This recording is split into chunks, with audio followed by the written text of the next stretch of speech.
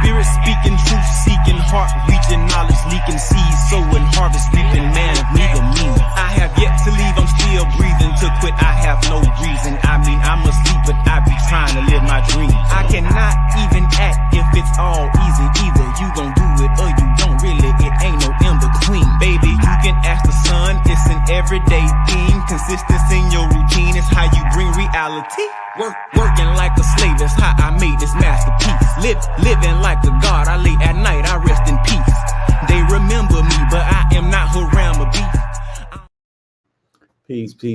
Peace, light seekers. Thank you for being here this evening, Friday, August 9th. We're here for the Friday Night BBT Book Club. We appreciate all those that are able to chime in here every Friday with us. If this is your first time, welcome. If you've been here before, welcome. We appreciate all of the support that we have here at the BBT. And I'm going to do something a little bit different here. I'm going to take a little different topic. Last week, I spoke on theology. This week, I'm going to speak, on a little different topic, but it's one I enjoy. It still follows under the parameters that are near and dear for a lot of people just in life, especially those of us Moors. And so without further ado, I want to first give us praises by doing our Moorish American prayer. Then I will lead directly into our reading for this evening. So, Allah, Father of the universe, Father of love, truth, peace, freedom, and justice. Allah is my protector, my God, and my salvation by night and by day through his holy prophet, Noble Ali, Shalom Aleichem, Ayah, Hotep, Islam, peace. So once again, thank you guys for being here. Appreciate all those who were able to chime in last week. I hope you enjoyed that reading. It's always somebody different that does it. I did it last week. I'm doing it again this week. It could be a different person that's here. If you have any specific type topics that you'd like us to read on, please ask us. Put something in the comments, or you can always send me a message at sport.barclay, BARCLAY @gmail. Let me know there's something specific that you'd like to hear. We're happy to do that. It's not a problem. We have access to more than 1 million PDF books. And you're right. I didn't stutter when I said that. Literally more than 1 million PDF books. You can find them on a couple of our platforms. One is www.mypdfbooks.com. You can also get them printed and binded, because sometimes maybe you like to have them in the digital format, but then maybe sometimes, like me, you like to flip the pages. If you want to do that, you can go ahead and search our sister site at www.bindedbooks.com to have books printed and binded and mailed to you. Shipping is free at that site. So if you got any questions, like I said, go ahead and contact us. But without further ado, I'm going to get into today's topic, which is it's a topic that, I didn't initially know a lot about, have a lot of interest in. Honestly, it was my significant other. She really started to get into astrology a number of years ago. And when she started getting into astrology and then the cosmos, it started to get me thinking about, what is this kind of stuff? I've read my natal chart. I've looked at it, tried to break it down. I know a little something, but I'm still learning a lot when it comes to this subject. But I have a piece of literature that I think I wanted to go ahead and read today that deals a little bit with astrology and the cosmos, maybe from a little different perspective, to be honest with you. But I think you'll enjoy it nevertheless. So I'm going to go ahead and bring up this thing on the screen here so you can see what it is I'm reading and read along if you need to, because I think that always makes it enjoyable to do, just so that you and anybody else can enjoy what we're doing as much as possible. So this particular book that I'm reading for this publication is called Cosmos and Culture, Cultural Evolution in a Cosmic Context. This book is edited by Steve Dick and Mark Lupacella. And so it's something I kind of gotten into recently. There's a number of parts. Just to quickly kind of run through the table of contents. Obviously, we have the introduction, which is what I'm going to go ahead and read today. We have part 1, deals with cosmic evolution, a couple different chapters. 1, the state of the science, history, culture, and human destiny.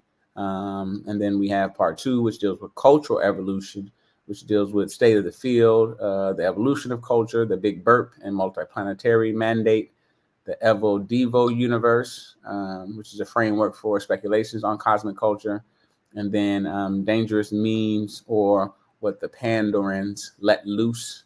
Part 3, which deals with cosmos and culture, cosmoculture, evolution, the intelligent universe, life, mind, and cultures at fundamental properties of the universe, the value of L and the cosmic bottleneck, encoding our origins, history and science after the chronometric revolution, bringing culture to cosmos, and then a second part of bringing culture to cosmos was deal with how Shapley and the uses of Harlow Shapley and the uses of cosmic evolution.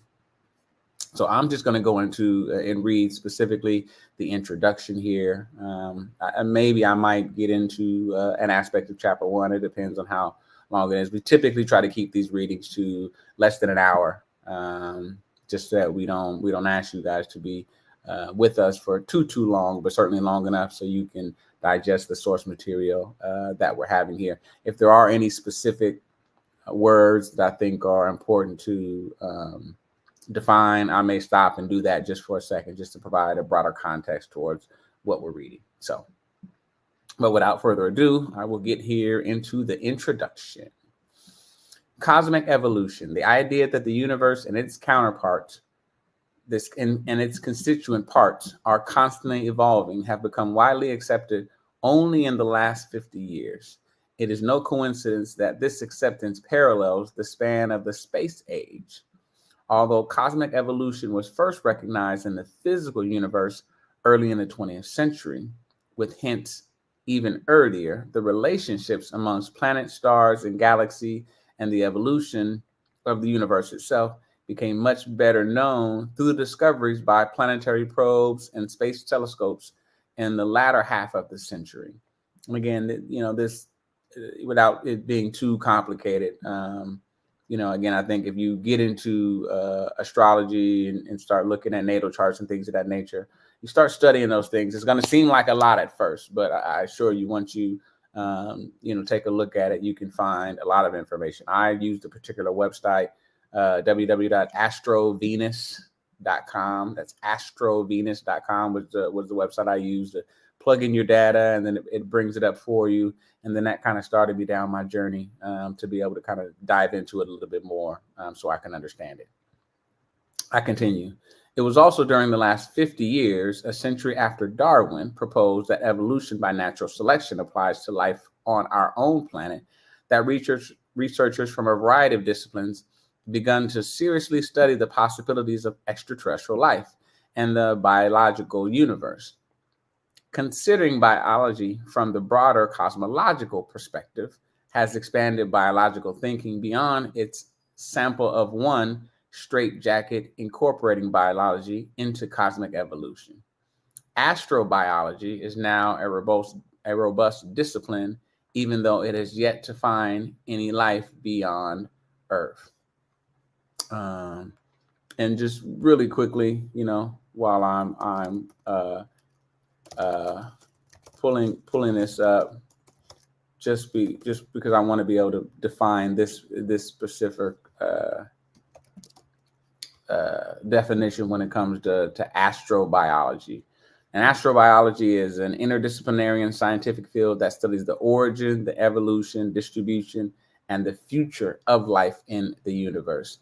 It seeks to answer a fundamental question is about how does life begin and evolve? Is there life beyond Earth? And if so, how we can detect it? And what is the future of life on Earth and in the universe? But we know that, there was, man has been here since time immemorial, and there never was a time when man was not.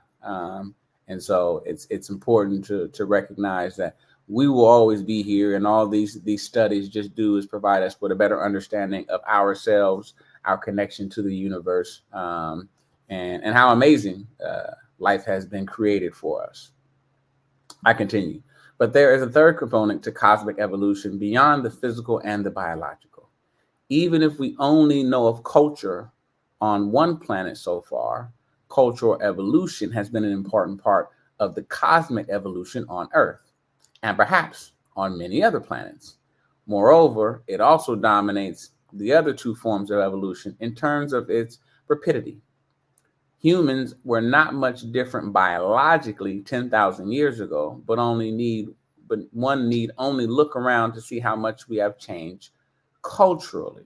I think that's important to recognize, is that in a lot of sense, life has been and we continue to be exactly who our ancestors were. I know there was a study, I want to say maybe last 10, 15 years. I'm probably going to get it wrong. Albert Perry, whose DNA was found to be, I want to say more than 300,000 years old, and something older than any DNA service that's out there could catalog. And so, that certainly would suggest that, and this was a quote unquote, black man or a melanin person. So this is somebody whose DNA was so old, that was certainly older than any DNA that we had ever, or anybody in the present day had come across, which says that, we've been around here for a long, long time, and we haven't changed a whole lot biologically, but certainly culturally, there's been a lot of changes. So I continue. Yet, unlike the study of biological evolution, which has made great progress since Darwin's Origin of Species, the scientific study of cultural evolution languished after Darwin's death for the better part of a century. Only within the past few decades has significant progress been made, and concerned with advancing their fledgling science, cultural evolutionists have yet to expand their thinking beyond the current planetary sample of one concerns. But if life and intelligence does exist beyond Earth, it is likely that culture will arise and evolve. In this volume, authors with diverse backgrounds in science, history, and anthropology consider culture in the context of the cosmos, including the implications of the cosmos for our own culture. And I think our sheik here at the Burning Bush Tabernacle did a reading just the other day that talked about Moorish Americans specifically. A lot of times misnomer Black people. We're one nation with many cultures that fall underneath it, and that sometimes we have to fight the desire to see the separation between each other and understand that fundamentally there's a lot that we have together. There's a lot that binds us. And so expanding the horizons of the science of culture evolution to include a cosmic context has many potential benefits. As biology has benefited from broader cosmological consideration, the science of cultural evolution could also benefit from thinking in more general theoretical terms about the origin and evolution of cultures. As culture evolutionists broaden their minds to include cosmic perspectives, their insights could help guide the already substantial and continuing search for intelligent life elsewhere in the cosmos. Not least, a cultural evolutionary science that includes a cosmic context should allow for a better understanding of the relationships amongst physical, biological, and cultural evolution, steps perhaps towards a cosmic evolutionary synthesis. All of these benefits could inform the future of humanity and life in the universe. Conversely, greater attention to these problems should help us understand how our expanding knowledge of the cosmos impacts culture and cultural evolution. We are acutely aware that quote unquote culture is the amorphous and ambiguous term with an uneasy relationship to its cousin, quote unquote, society. And so it's another word I wanted to quickly define, which is amorphous. And again, so amorphous, which is lacking physical form or shape, lacking organization, which is formless, lacking a crystalline structure. So again, when we look at what we're doing here, and really kind of to go back and just read that sentence again with that definition in mind, we are acutely aware that culture, is an amorphous and ambiguous term. So it doesn't lack structure. It's not, maybe so much easily defined at times. And it has an uneasy relationship to its cousin, which is quote unquote society. Like many complex concepts, dwelling on perfect definitions of culture and in particular, cultural evolution can be tricky and perhaps even distracting because there are often blurry boundaries and intractable counterexamples. But despite the importance of clear distinctions and definitions, imperfect definitions should not prevent exploratory analysis. Often, in pursuing analyses that tolerate imperfect definitions, we find contexts and usages that help clarify, however unsatisfying, those definitions may still ultimately remain. Indeed, in this book, we do not focus explicitly on defining cultural evolution or, for that matter, life, intelligence, and culture. These matters are touched on in various ways in some chapters, but it was not an explicit intention of this effort. Indeed, the authors invoke varying uses of quote-unquote culture. Nevertheless, perhaps increased clarity will come from considering the broader and theoretical explorations, of the author's contributions. This volume is divided into 3 parts, beginning with the nature and history of cosmic evolution, then focusing on cultural evolution, and finally tackling more explicit themes of the relationship between cosmos and culture. In part 1, Eric Chason, an astronomer who, more than anyone, has explored the significance and possibilities of cosmic evolution over the last 3 decades, provides an overarching and coherent perspective on the subject from a scientific point of view. Stephen Dick, an astronomer and historian of science who has written widely on extraterrestrial life and astrobiology, offers an overview of the history of the idea of cosmic evolution, how it has affected culture so far, and its implications for humanity's future. Part 2 focuses on cultural evolution itself. As such, is dominated by authors in the social sciences and humanities. Catherine Denning, an anthropologist at York University in Canada, who has become deeply involved with SETI community, provides an overview of the field of cultural evolution, or quote-unquote social evolution, as she terms it. She makes it clear why the field is a difficult one, fraught with dangers, even in the terrestrial context. One of the central problems in the field has been the lack of robust theory, but towards that goal, the philosopher Daniel Dennett, the author of Darwin's Dangerous Idea, supports the notion of means, the cultural equivalent to genes, as a cultural evolution model, and finds that cultural possibility is far less constrained than genetic possibility. Indeed, psychologist Susan Blackmore, well known for her book, The Mean Machine, warns in this section that the blind replication of means can be extremely destructive and possibly cause extinction. She provides us intriguing alternative Drake equation for survivability of intelligent civilization based on means and kinds of replication. Howard Bloom provokes us with a very broad notion of culture, a multi-planet mandate deeply rooted in evolution. Systems theorist John Smart draws from a number of unique disciplines, applying an informal, evolutionary, and developmental systems model to understand the universe and the role of culture within it.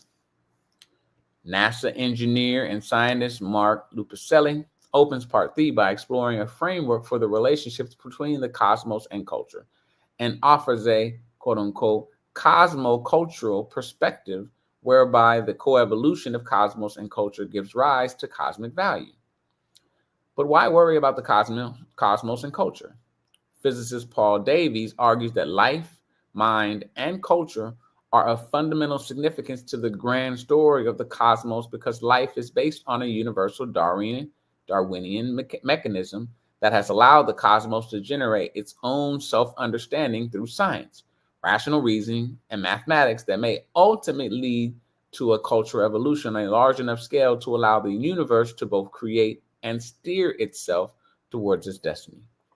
This suggests the potential abundance of life in the cosmos, and astronomer Seth Shostak argues that human beings, like other intelligent species, may pass through a short self-destructive bottleneck, and survive for a very long time periods after dispersal in space, giving rise to many long-lived technologically advanced civilizations through the galaxy.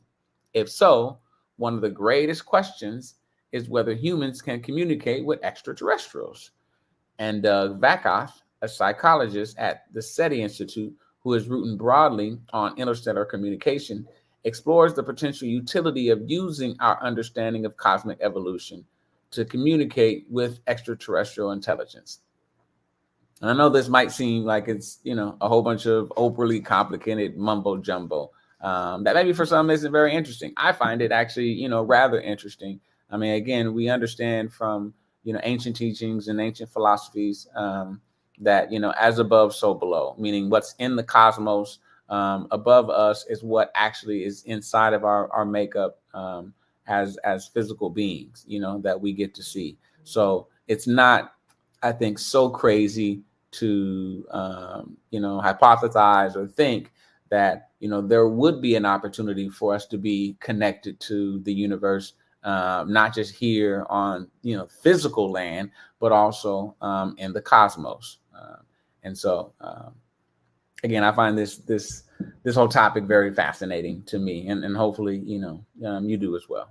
I continue.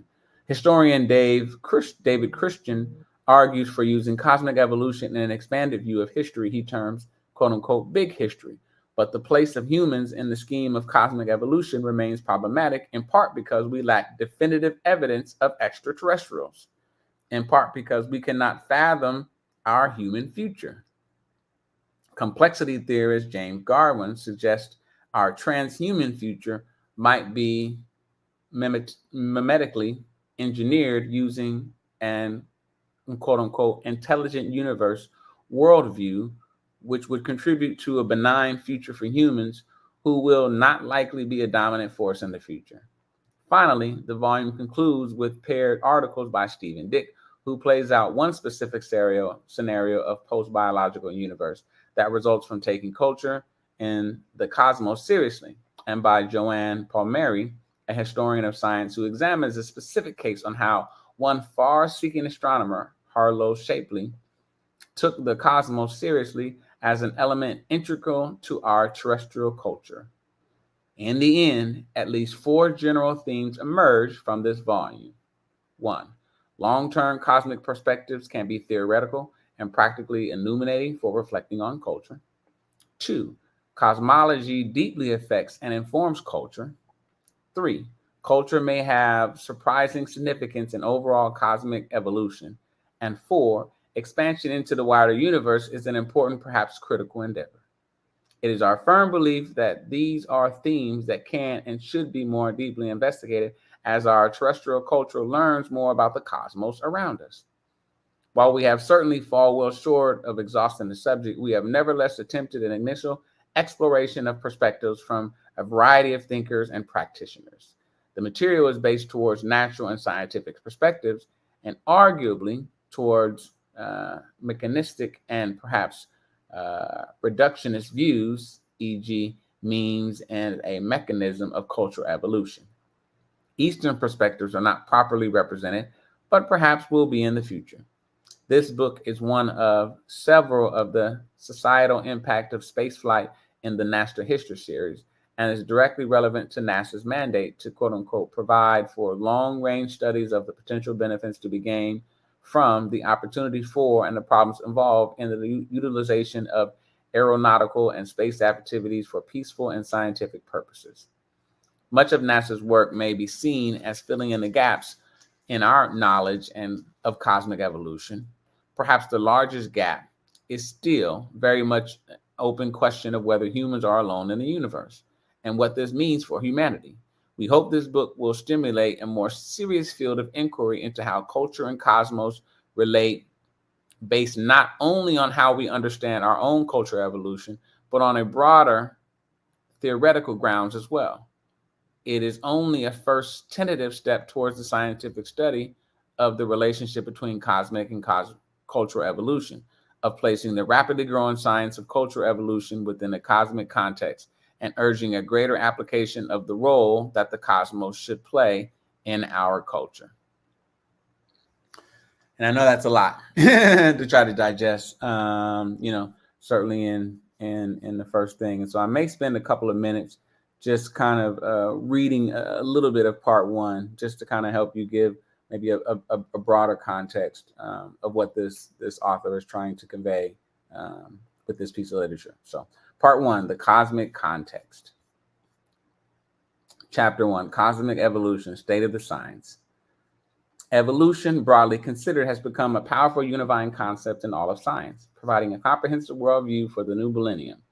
Among all of nature's diverse systems, energy, acquired, stored, and expressed, is a principal driver of the rising complexity of galaxies, stars, planets, and life forms in the expanding universe.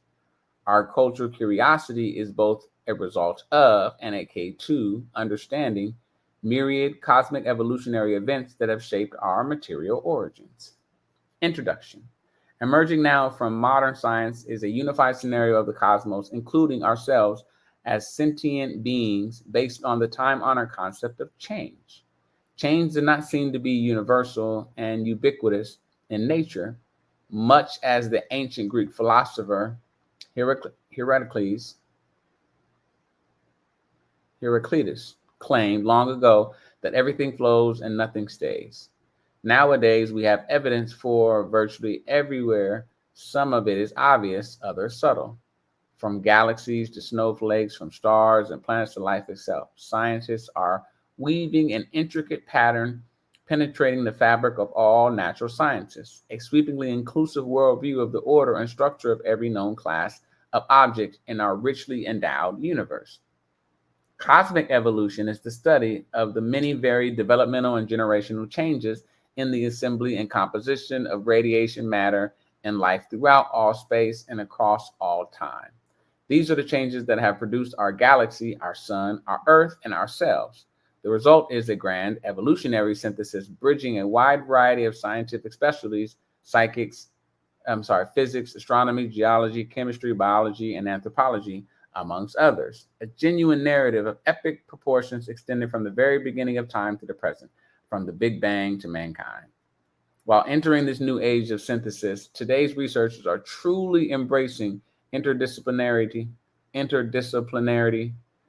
We are thinking bigger, broader, and more holistically. We are deciphering how all known objects, from atoms to galaxies, from cells to brains, from people to society, are interrelated. For the more we examine nature, the more everything seems related to everything else, which is something that's oh so true and something that we understand very much so. And I've come to learn, with an even more depth, throughout our studies, that everything is connected, and that's something that we lose sight of as individuals when we see our life not understanding how connected it is to so many other things. Last week I spoke when I was speaking about theology, about how we think in terms of, well, I'm only doing something, and not really realizing how whatever you're doing is impacted by someone else, sometimes even something else. And so I think that's an important thing for us to really kind of remind ourselves, is that we don't operate in a vacuum. It's not just you doing things, by yourself. We think that way, but again, we need plants to, process, so that we can breathe air in. We need, the sun to bring life to the crops in the summertime. I mean, everything is connected in some way, shape, or form. And I don't think sometimes we are always very mindful of, or sometimes maybe we have forgotten how important we are as part of this big web that we're all kind of connected into. And so, again, I like how this book has started to kind of begin to lay out how important it is, and how important it is for us to understand how interrelated, all of these things are. I continue. Our appreciation for evolution now extends well beyond the subject of biology. Indeed, the concept of evolution, generally considered, has become a potent unifying factor in all of science. Yet question remains, how valid are the apparent continuities among nature's historical epochs, and how realistic is the quest for unification? Can we reconcile the observed constructiveness of cosmic evolution with the inherent destructiveness of thermodynamics? Specifically, how have the magnificent examples of order all around us risen from chaos? And again, order is something that's also important, whether you're trying to follow, some sort of instructions to build something. If you ever become a parent and, you're trying to raise a little person, understanding how important, order is. Obviously here with the Quran, we know that it, stands for knowledge, order, rhythm, astronomy, astrology, and nature. And so an order is an important part of life. It's hard to do anything without order. Our Sheikh talks about a lot of times, you can't do things osmosisly, that you've got to have some sort of order to your life, some sort of consistency to your life in order to be able to follow, so that you can be as successful as you can possibly be. Okay.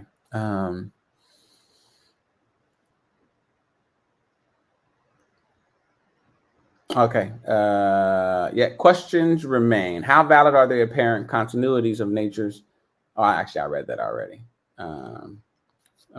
Skip to the next paragraph. We especially want to know about the origins of the diverse structures spanning our universe, notably those often characterized by the intuitive term, quote unquote, complexity, a state of intricacy, complication, variety, or involvement as the interconnected parts of a system.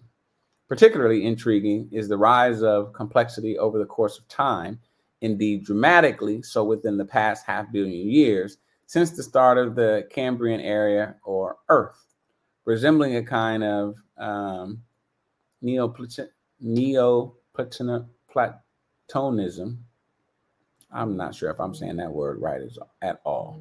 Perhaps some underlying principles, a unifying law, or ongoing process creates, organizes, and maintains all structure in the universe, enabling us to study everything on uniform, common ground, on the same mental page, so to speak.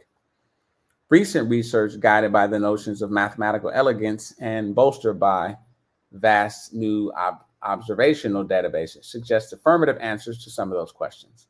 Islands of order complexity, namely open systems that are galaxies, stars, planets, and life forms, are more than balanced by great seas of increasingly disorder elsewhere in the environments beyond these systems, all in the quantitative agreement with value precepts of thermodynamics, especially non-equilibrium thermodynamics. Indeed, the underlying ubiquitous phenomenon mentioned above may simply be energy itself. Energy flows, engendered largely by the expanding cosmos, seem to be as a universal, a currency in the origin of structured systems as anything yet found in nature. Furthermore, the optimization of such energy flows might well act as the motor of evolution broadly conceived, thereby affecting all of physical, biological, and cultural evolution, the sum total of which constitutes cosmic evolution. Much has presented in figure 1. So right here we have a figure that shows the physical evolution, the biological evolution, and then the cultural evolution, and how each one of these kind of works together. So I'll read kind of the synopsis they have here. Figure 1, cosmic evolution writ large. Changes in the physical, biological, and cultural domains are governed by underlying scientific principles that guide the emergence of increasingly complex structures in the universe. Resembling the beautiful stained glass window in the south transparent of the great Gothic cathedral in Paris, shown at the top right, a pattern at center actually represents a pseudo-colored array of atoms viewed along the axis of a double helical DNA molecule some 2 nanometers across. Red detonates oxygen atoms, blue, nitrogen, green, carbon, yellow, phosphorus, hydrogen is not shown. Likewise, images of color globular star clusters as at bottom left, where thousands of aged red giants dominate youthful blue stars, exemplify change field events in the earlier universe. Shown here is the M80 star cluster, nearly 120 light years across and about 28,000 light years distance. Taken together, stars, genes, and art represent manifest expressions of complexity rising over the course of cosmic time. Increasingly, energy densities, typify the construction of physical and biological structures such as fusing stars and functioning molecules. Even more energy density is needed to fashion cultural entities, such as organized societies in today's global civilization. The flow of energy, as dictated by non-equilibrium thermodynamics in an expanding universe, does seem to provide a powerful means to explain the growth of order, form, and complexity on all scales, from quarks to quasars, from microbes to minds. Images courtesy of Cathedral Non-Paris, Notre Dame de Paris, University of California. Heraclitus, with his unifying mantra of all flows, would likely be proud of modern cosmic evolutionary ideas, but he would also be surprised by our huge array of empirical findings supporting those ideas.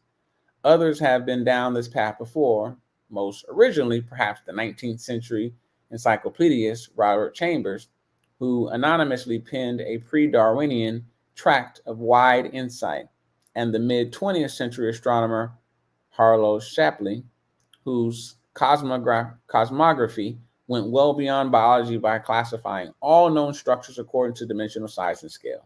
Among others, philosopher Herbert Spence championed the notion of increasing complexity in biological and cultural evolution. The mathematician Alfred North Whitehead sought to undergird broad scientific thinking with his organic philosophy, and biologist E.O. Wilson appealed to consilience for unification in the science. Era of Time, figure 2, which is this figure that's down here, below, shows the archetypal illustration of cosmic evolution, the arrow of time. Regardless of its shape and orientation, such an arrow represents a symbolic guide to the sequence of events that have changed systems from simplicity to complexity, from ignorance to organic, from chaos to order. That sequence, as determined by a large body of post-Renaissance data, accords well with the idea that the thread of change links the evolution of primal energy into elementary particles, the evolution of those particles into atoms, in turn of those atoms into galaxies and stars, and of stars into heavy elements, the evolution of those elements into the molecular building blocks of life, of those molecules into life itself, and of intelligent life into the culture and technological society that we now share. Despite the compartmentalization of today's academic science, evolution knows no disciplinary boundaries. As such, the most familiar kind of evolution, biological evolution, or neo-Darwinism, is just one, albeit important, subset of a broader evolutionary scheme encompassing much more than mere life on Earth. In short, what Darwinian change does for plants and animals, cosmic evolution aspires to do for all things. And if Darwinism created a revolution of understanding by helping to free us from the notion that humans differ from other life forms on our planet, the cosmic evolution extends that intellectual revolution by treating matter on Earth and in our bodies no differently from that in the stars and the galaxies beyond. Anthropocentrism is neither intended nor implied by the arrow of time, which is why some researchers prefer to draw it opening in variety and diversity, as in figure 2a. Instead of pointing anywhere in particular other than towards the figure generally, anthropic principles notwithstanding, there is no logic to support the idea that the universe was convinced to produce specifically us. We humans are surely not the culmination of the cosmic evolutionary scenario, nor are we likely to be the only technologically competent beings that have emerged in the organically rich universe. The arrow merely provides a convenient symbol, artistically depicting a mixture of chance and necessity that operate together while building increasingly complex structures, from spiral galaxy to rocky planets to thinking beings. And so you have this image here, which is the second image here, which shows the arrow and then obviously the complexity chart there below. And so I'll just read this really quickly. The stylized arrow of time highlights salient features of cosmic history, from its fiery origin some 14 billion years ago at left to here and now of the present at right. Sketched diagonally across the top are the major revolutionary phases that have produced, in turn, increasingly amounts of order and complexity among all material things: particulate, galactic, stellar, planetary, chemical, biological, and cultural evolution. Cosmic evolution encompasses all of these phases, each of which represents a course temporal duration when the emergence of key systems flourished in nature. Time is assured to flow linearly and irreversibly, unfolding at a steady pace, much as other central tenets are presumed, such as the fixed character of physical law or the notion that 2 + 2 = 4 everywhere. B. Rising complexity, intuitively judged. Graphed here are the qualities of the rise in order, form, and complexity of localized material structures throughout the history of the universe. The family of curves represents more an innate feeling than a quantitative proof, in accordance with the subjective impression that complex order structures have generally increased, with some exception, over the course of time. Whether the rise of complexity has been linear, exponential, or hyperbolic, as sketched here, current research aims to specify this curve is to characterize it empirically for an objective view. See thing 5. And I'll read this last little paragraph and we'll kind of conclude here. Nor does time's arrow mean to imply that quote unquote lower primitive life forms biologically change directly into higher advanced organisms any more than galaxies physically change into stars or stars into planets. Rather, with much time, the environmental conditions suitable for spawning primitive life eventually changed into those favoring the emergence of more complex species. Likewise, in the earlier universe, environments were ripe for galactic formation, but now those conditions are more conducive to stellar and planetary formation. Change in the surrounding environment often precedes change in ordered systems, and the resulting system changes have generally been towards greater amounts of diverse complexity. Figure 2b. Grasped by the widespread impression, the material assemblages have become more organized and complex, especially in the relatively recent times. This family of curves refers to islands of complexity that are systems per se, whether swollen stars or buzzing bees, not to the vastly, indeed increasingly disorganized sea of chaos surrounding them.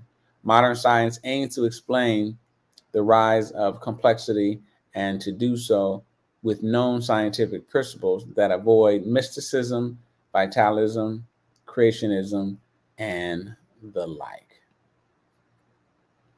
So, quite an interesting read. And again, I'm just at the very beginning of this. Again, I find this subject somewhat fascinating, and you may as well. It's something that I think I continue to be enamored with, how connected we are to everything in life, and not looking at ourselves as strictly just here in this particular moment, and not understanding, on not just a physical standpoint, but on a spiritual, metaphysical standpoint, how connected we are to everything else that's happening here. And that the disharmony maybe at times that we all see or feel is a reflection of how we are as a giant body of people. Again, we have various nations, various cultures, but there still is one connection. We all come from one source. You really were to spend time I think studying any religion, you realize a lot of them are monotheistic. They all believe in, one source, and, whether they call that source, God or Allah or Christian or, whatever the case may be. The basic tenets, are all there to kind of look at how things are. And sometimes we spend time looking at our differences instead of appreciating those things that we share commonalities with. So again, I just want to take an opportunity to read a little bit of this book, Cosmos and Culture, one that I find very fascinating just because of my interest in astrology and looking how it has become a bigger part of understanding who I am and really helping me see the connection between myself and, my everyday people that I run across, whether it be, in business, at work, and the various aspects and duties that I like to endeavor with. But more importantly, just understanding, again, as the old adage of as above, so below, how connected I am to the universe, how connected I am to the cosmos, how my body and how it functions is in a lot of sense a reflection of what's going on. And so that's helped me want to expand and understand a lot more than I used to be honest with you. So again, I want to say thank you for being here with us today. I hope you got something, out of that. I try to do my best job with reading and trying to pronunciate as many of those words, properly. I think for the most part, I did a pretty good job. I'm sure a couple of them I butchered. So I certainly didn't need to keep trying to, find the best way because obviously trying to pronounce things as best you can, it gives you a better sense of being able to really have a full understanding of the context by which the word was put together in the first place. So with that, I want to say thank you for joining us today on this Friday night book club. We love to have you every Friday at 6 p.m. I'm here on the West Coast, so it's Pacific time. It's 8 a.m., 8 p.m. Central, and 9 on the Eastern side of the United States. So whatever time works for you, whatever time you can get on here, even if you got to go back and watch these things, we certainly just appreciate you taking the time and hopefully learning something from us. Again, if you have any questions, you can send me specific messages at sport.barclay, BARCLAY @gmail.com. Again, if you want to visit our temple and school, you can do so at www.bbtsciencetemple.com. Otherwise, I want to say peace and love and thank you for being here with us. Peace.